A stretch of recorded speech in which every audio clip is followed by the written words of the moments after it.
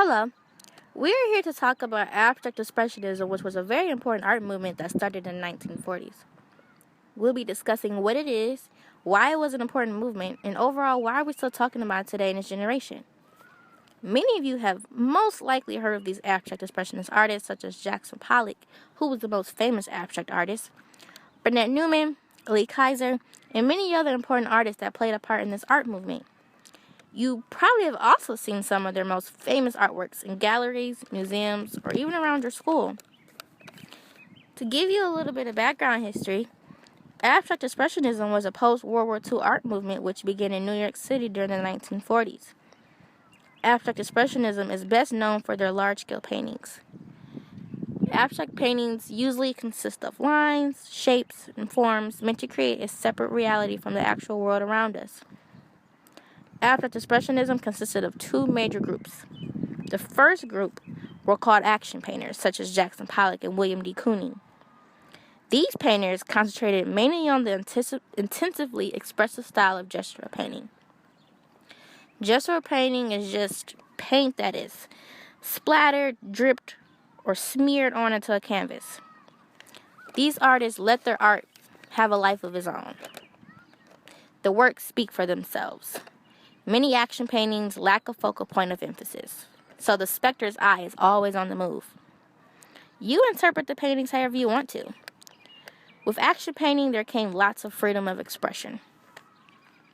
The second group of painters were called color-filled painters, such as Mark Rothko and Bernard Newman, who mainly focused on reflection, mood, and movement.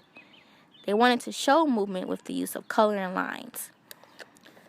The colors help us to explain an emotion. For example, blue could represent sadness, while pinks and yellows and oranges can make you feel happy. These are things that the artists see that we do not.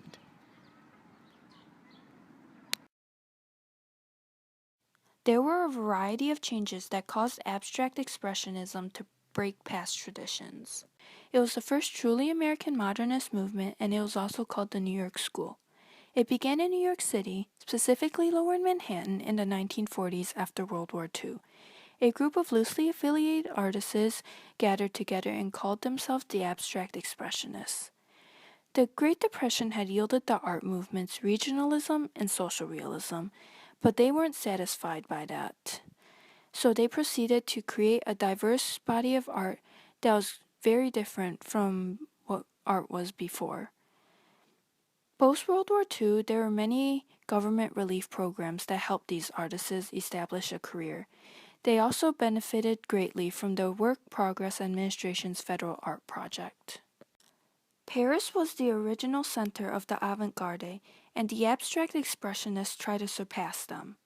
In the 1930s, many European artists came to America due to fascism, and these American artists could see the ideas and practices of European modernism. The abstract expressionists moved from that to create distinct American art. What had happened in World War II and the aftermath had troubled them, about the man's dark side and human irrationality and vulnerability. They wanted to express this concern in a new art. They looked up to the Surrealists and were interested in the theories of Carl Jung and psychoanalysis, which studies how the mind works and the unconscious. The abstract expressionists believed they could use universal symbols to evoke certain emotions in the viewer. They made works that reflected themselves and tried to tap into universal inner sources. Abstract expressionists had a really wide range of painting styles, so each of the four main artists that we're going to talk about have different ways of painting that you'll be able to distinguish pretty easily after this lecture is over.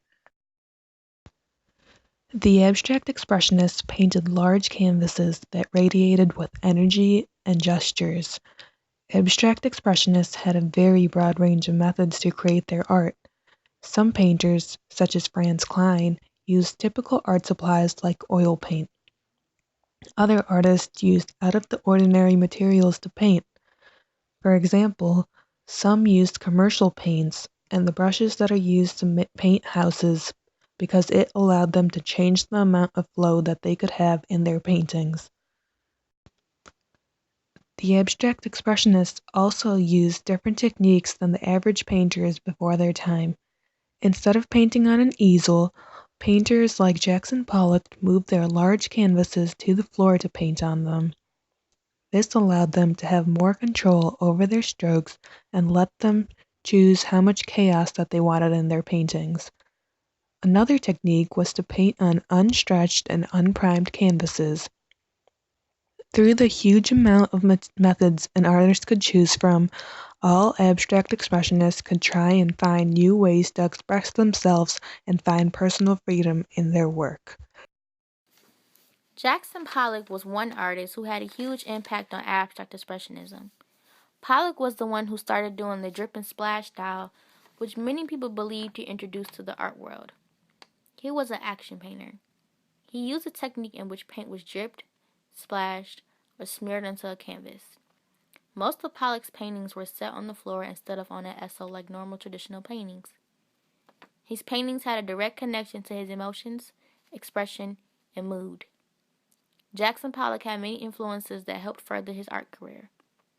He was influenced by things such as jazz music, Surrealism, which taught him to work and think with an unconscious mind, Cubism, which helped him learn how to use picture space, and of course his wife, Lee Kaiser, who he married in 1945. She is also an abstract artist who was an important influence on Pollock's legacy and a major figure in the abstract expressionist movement.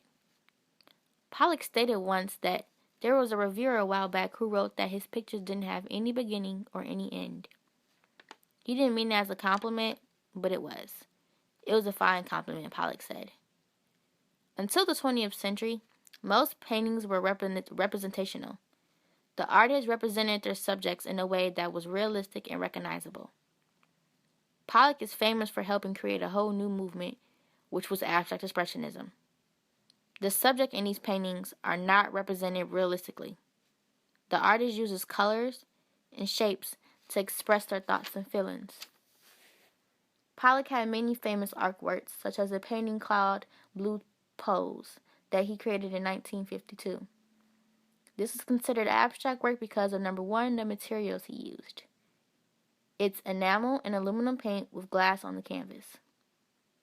It is also considered abstract work because the paint was vigorously splashed or dripped on.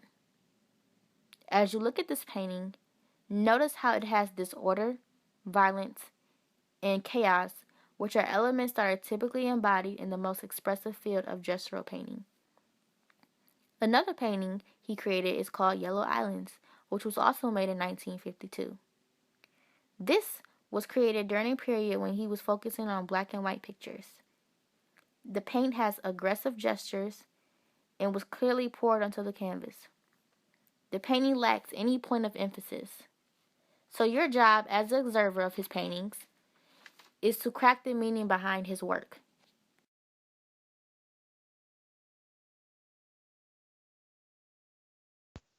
In many of his paintings, such as Autumn Rhythm, Jackson Pollock would first make a backbone with black paint. On top of the skeleton, he would splatter different colors, creating different emotions and textures. Even though Pollock's paintings didn't have a subject, they were still able to evoke many emotions and create a sense of space through this technique. In Lavender Mist, you can really see the flow of the paint throughout the canvas. Jackson Pollock didn't actually use lavender paint to create this. Instead, he uses aluminum and salmon-colored paint. If you look carefully at the top of the painting, you might be able to see some of Jackson Pollock's handprints in it because Jackson Pollock liked to literally be in his paintings. Even though the black paint seems to kind of stand out in Lavender Mist, it is still scattered all over the place, giving the painting no focal point, but plenty of action like in a lot of abstract expressionist paintings. Here is a video of Jackson Pollock painting in his unique style.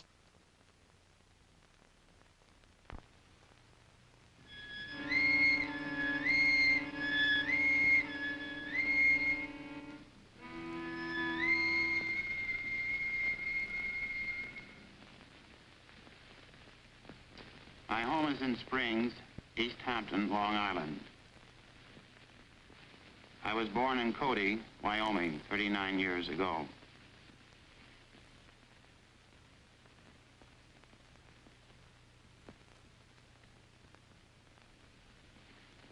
In New York, I spent 2 years at the Art Students League with Tom Benton. He was a strong personality to react against. This was in 1929.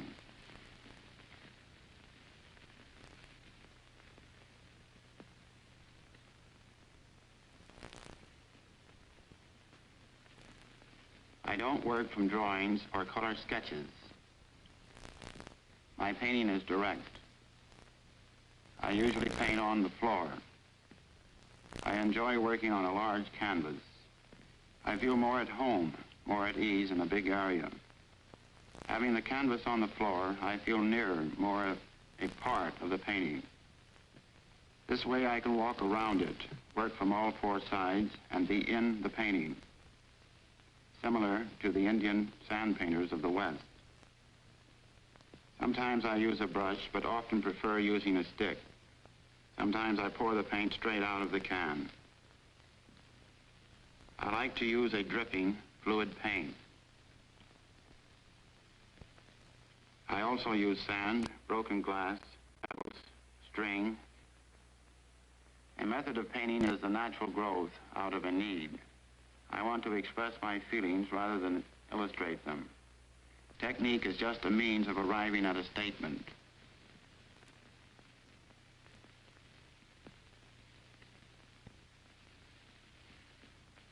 When I am painting, I have a general notion as to what I am about.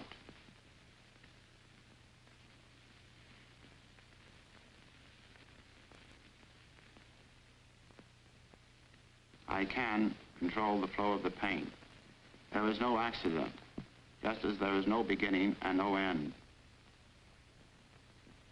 Sometimes I lose a painting, but I have no fear of changes, of destroying the image. Because a painting has a life of its own, I try to let it live.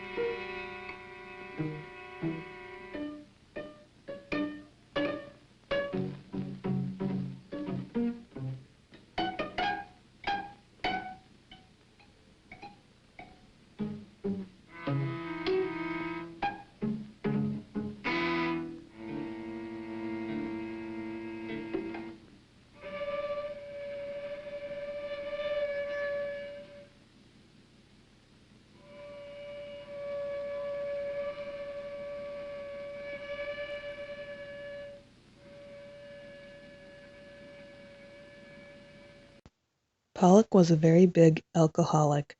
To try and combat his alcoholism problem, Pollock went through Jungian psychotherapy with Dr. Joseph Henderson.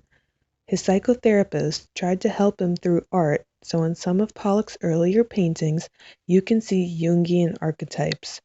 For example, in Male and Female, there is a weak male character on the left that is overpowered by a strong but still feminine woman on the right.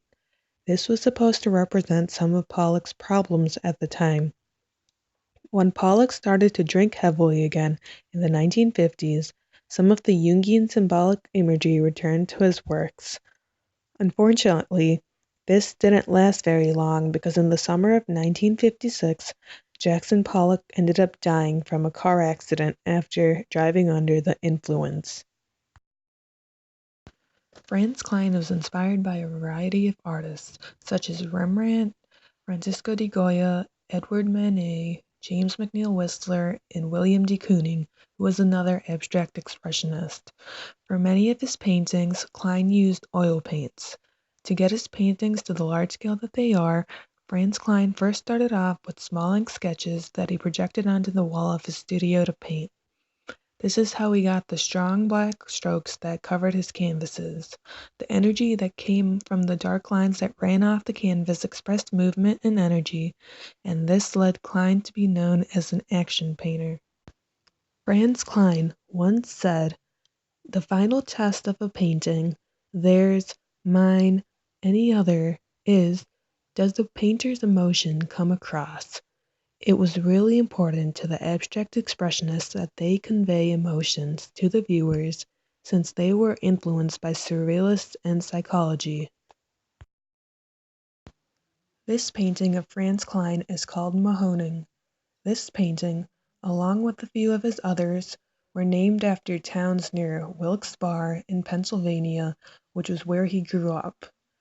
Even though he named some of his paintings after towns that he was familiar with in his childhood, his paintings were not supposed to represent landscapes. Abstract expressionists usually did not have an actual subject in their artwork. There are some similarities between Klein's paintings and the kanji characters in Japanese calligraphy as well. However, his works were not supposed to look like Asian calligraphy. Many people have thought that Klein's brushstrokes were based off of Japanese calligraphy, but Klein refused to confirm these accusations. Instead, he emphasized that he was just really interested with New York's urban beauty, and this influenced his work. Back in the Mahoning picture, even though it looks like Franz Klein just took his paintbrush and quickly scribbled a couple of lines here and there on the canvas, Klein actually spent lots of time planning it out. Klein said that his paintings were supposed to be figurative to him, but if they ended up looking like some type of picture, he was alright with that. Mahoning wasn't supposed to represent anything. Instead, it was meant to get a subconscious reaction from the viewer.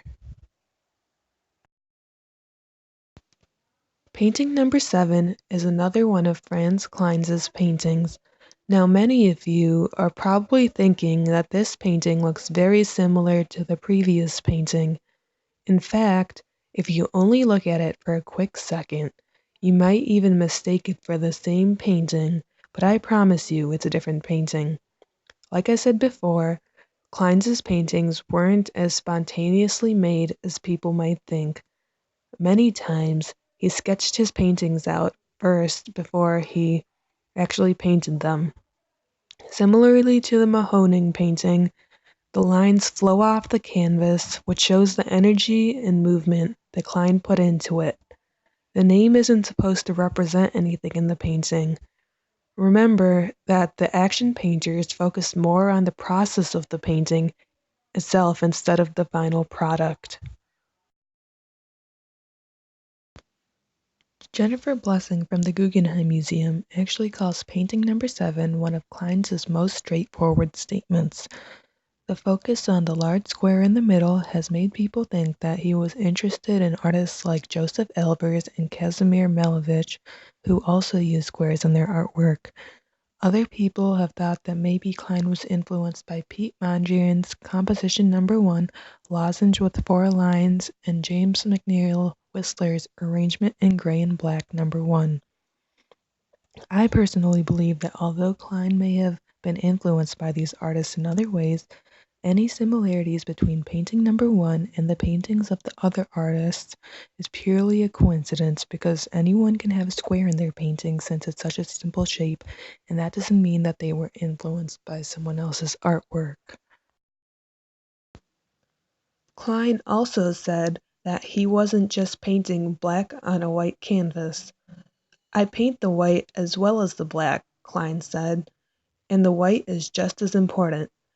Paintings like Chief show that Klein actually painted areas that were black, white, and off-white. He did this in order to try and prevent the viewer's habit of focusing more on the black areas instead of the white ones. In Lee Gross, you can see that at the bottom of the painting, there are some black areas that have been painted over in white, which adds different shades to the piece. There are also less black lines than in the other paintings, and these are mostly located in the middle of the painting, which makes me think that Franz Kline put a lot more control into this painting than in the others. I don't know exactly what Lehigh V-span means, but Lehigh is the name of a place in Pennsylvania. Other than being a place that Kline knew, Lehigh has very little to do with the actual painting. Lehigh v. Span actually contains a little blue and green in it, as you can see, unlike many of Kline's other paintings that only consisted of white, black, and gray.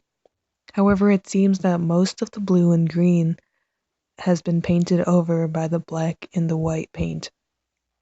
To me, the way that the thick black lines are covering up the colored areas shows aggression. Whose painting do you think this is? If you were to say Franz Kline, you'd be wrong. Black and White Rome is actually another one of William de Kooning's paintings. As you can see, this painting could easily be mistaken for one of Franz Kline's paintings. As I've said before, de Kooning was influenced by Jackson Pollock and Franz Kline, and this painting especially was very influenced by the black lines found in Franz Kline's paintings. Willem de Kooning was one of the original abstract expressionists, and he painted in the style of action painting. He was born in the Netherlands and got into the arts when he was a little boy. He enrolled in the night school of Rotterdam Academy of Fine Arts and Techniques, which was later renamed the Willem de Kooning Academy in 1998. He stowed away to America, and as time passed, he became more interested in abstract art. Most of his initial works were black and white enamel paintings, since he did not have enough resources for professional artist pigments. He was influenced by Japanese ink drawing and calligraphy, which were reflected in his paintings, which gained a new sense of open space. He experimented with slashing brushstrokes, slicing lines, and thick, forceful looping strokes. He also put more emphasis in certain areas, and his use of bright colors also made his paintings seem more provocative. De Kooning came to fame in 1953 when he exhibited a controversial group of paintings of women. This was due to his use of complex figures that had ambiguity and background figures that overlapped other elements in the painting.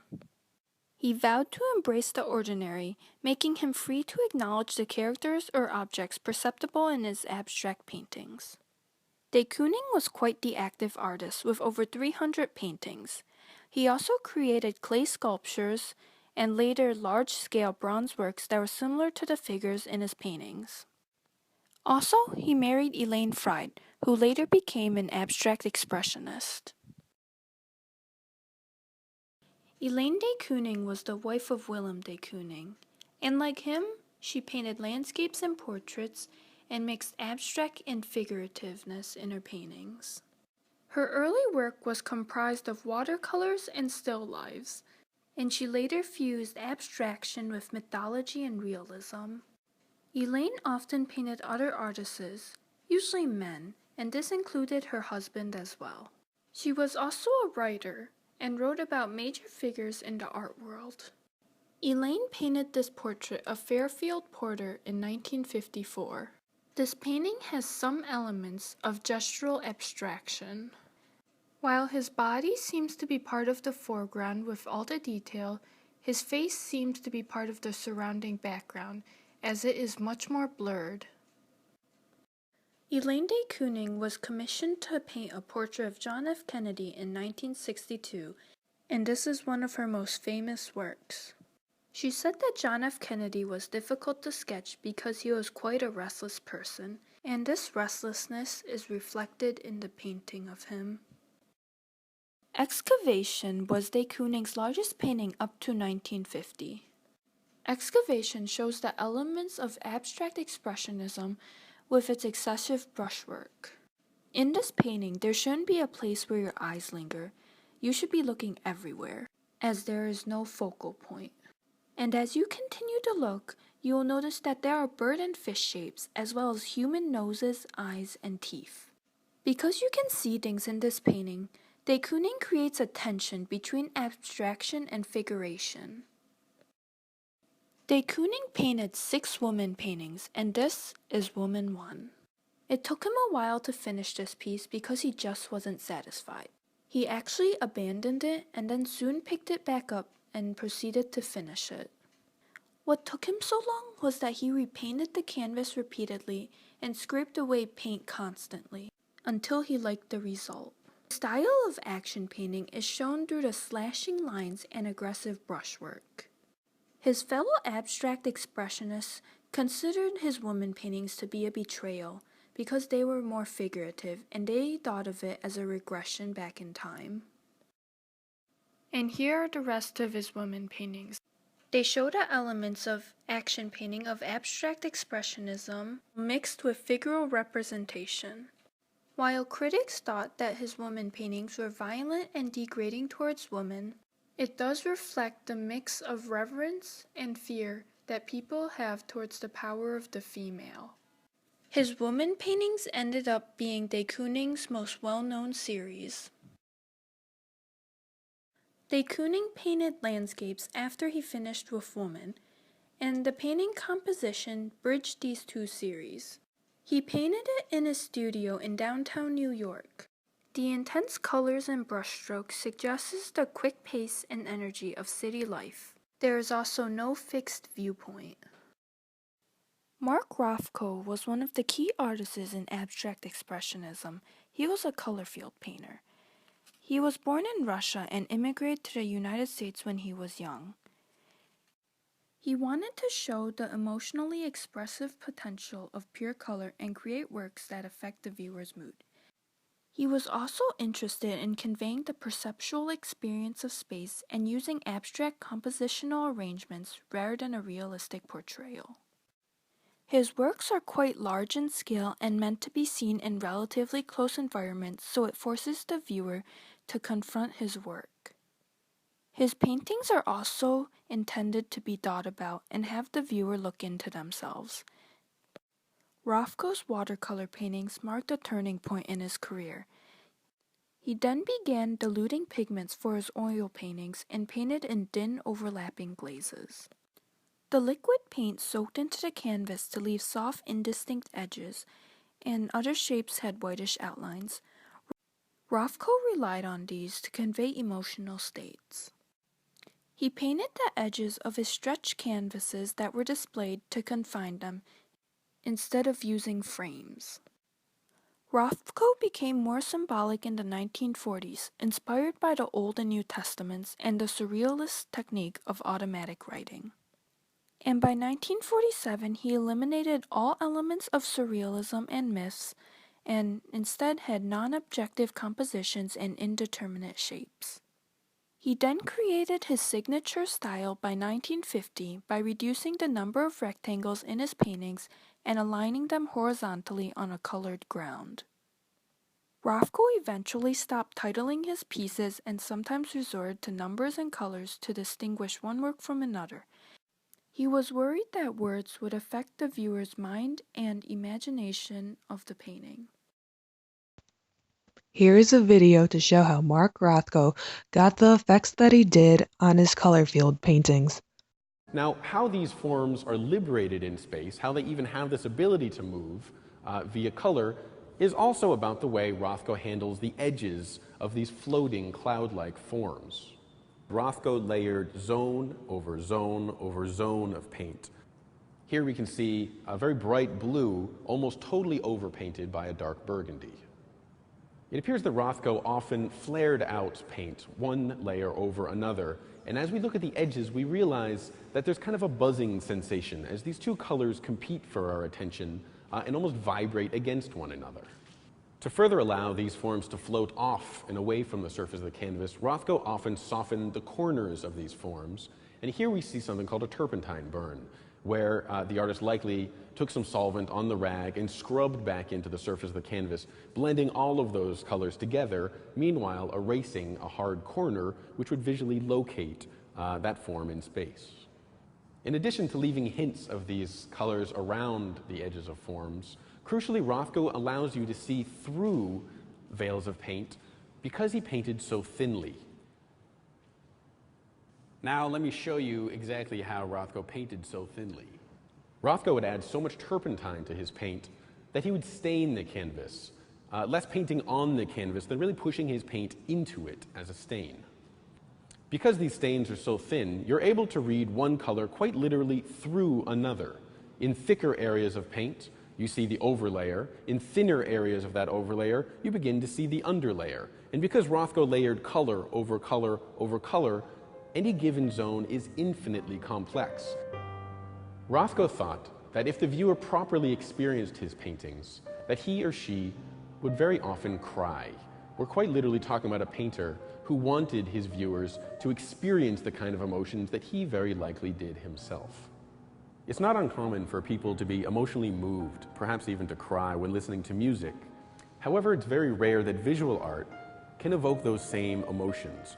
Rothko, if you will, is competing on the territory of music, trying to evoke very, very strong emotions through paint. The experience of viewing this painting is a very somber one.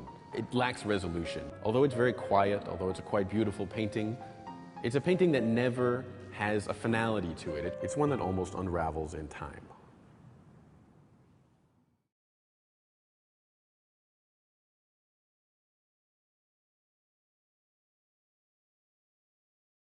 Mark Rothko painted Orange and Yellow in 1961, and as you can tell, the title was derived from the colors that composed this painting.